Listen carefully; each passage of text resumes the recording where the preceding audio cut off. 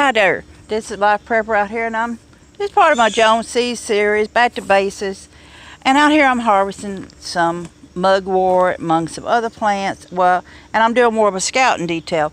Now, I have found a good patch of wild mustard, so I'll give it a couple more weeks and allow the seeds to produce. And I want to show you right here. See right there in the where I'm pointing to here, and we're going to get a little closer, and I'll show you more about the wild mustard. Blah blah blah blah blah blah. It's overlooked my tongue. The important part when it comes to harvesting plants is location. Has a lot to do with it. Ain't that some beautiful? I just love that. Look here, see, and you find all these beautiful plants and things. This here is mugwort right here. You can tell by the coloration on it. Mosquito wanted to eat me. But here is a big mound of wild mustard. And right here is where the seeds will be right here developing. And some of the seeds are more developed than others. Now, I'm hoping that in the next couple weeks I can get back out here and harvest a good amount. Now, these here are far more mature than the other ones you can see right here. But I want to let them grow a little more and get to a brown stage more and harvest them so I can set them up. You can just see how many.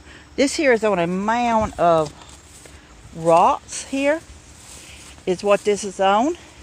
So you can just see here how high up some of this wild mustard here is. Now, as a generation changes in their taste and things, many of the processes are lost. But there is groups that's called foodies out there that are looking to get back to the taste of foods and cooking the foods and harvesting the foods. But the thing is, many of them don't have time to harvest, or they just not a harvesting person. They will go to the markets and things. So this is where I come in.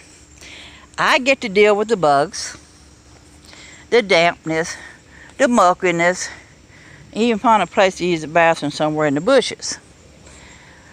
And of course, I have to scout out the locations. The locations has a lot to do with it.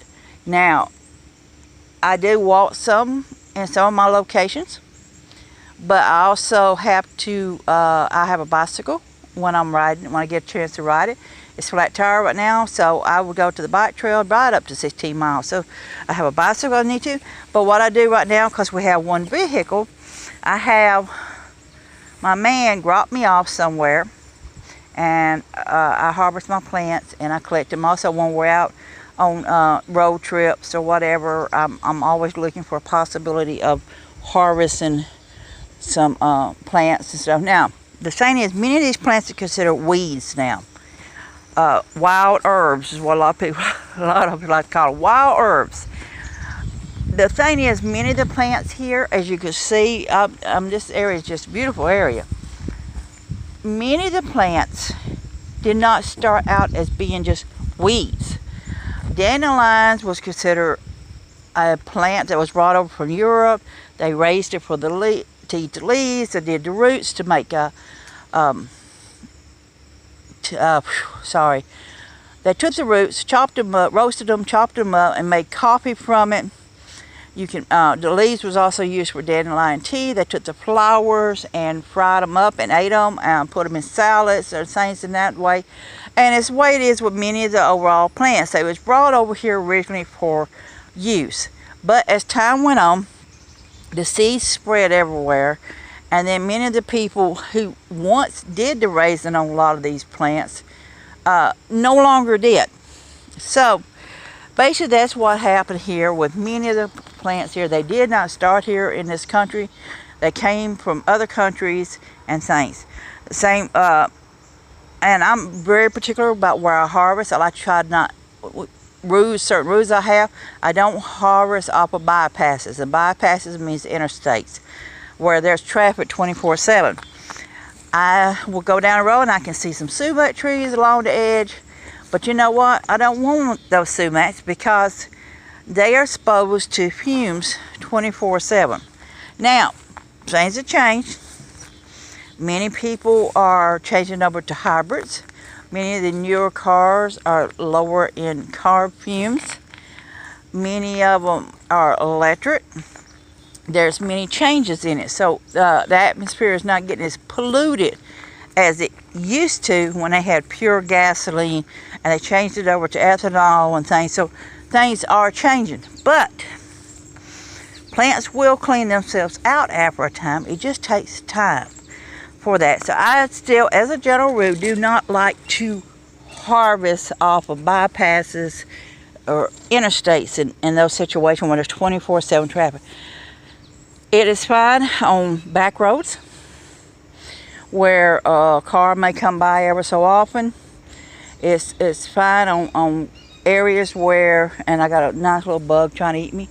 It's fine on areas that there is traffic, but not an overabundance traffic. You have to take everything in consideration when you are harvesting your plants and the type of plant it is. Certain plants do better in gravelly texture areas.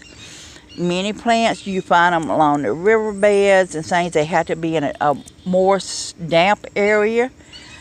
Same way, like if you want to get cattail and you want to get the bottom part, the slime on it is an antibiotic. And the same way with the bottom, if you want to make noodles from it.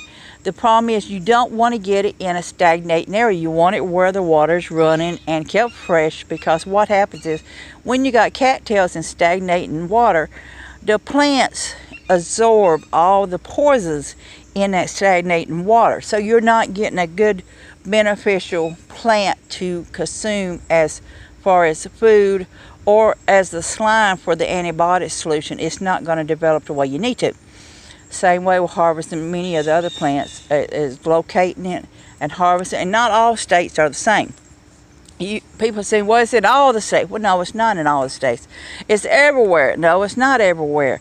It's in patches and areas, and it's just finding it and looking for it and seeing it. You can go to one patch of woods, say 5 miles difference in them, and at one patch of woods, you're going to find this one particular type of plant because it likes dry, maybe in a drier atmosphere. It's more poor grade dirt, it's gravelly, and it loves that one area. But then 5 miles down, you might find plants that the area is more wet, it's a lower land, it's more swampy texture or whatever.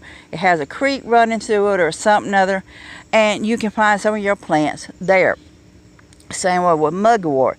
Mugwort grows, but I don't find it everywhere. I find it in patches. And then it's, again, you got to think about how when you're harvesting it, and I want to harvest some good plants. Now this is some mugwort here. I have turned my bedroom into a grinding room. I air dry myself with a fan. My objective is eventually to get moved more up north, more off grid, and to build some a couple greenhouses, and build me a air grind station.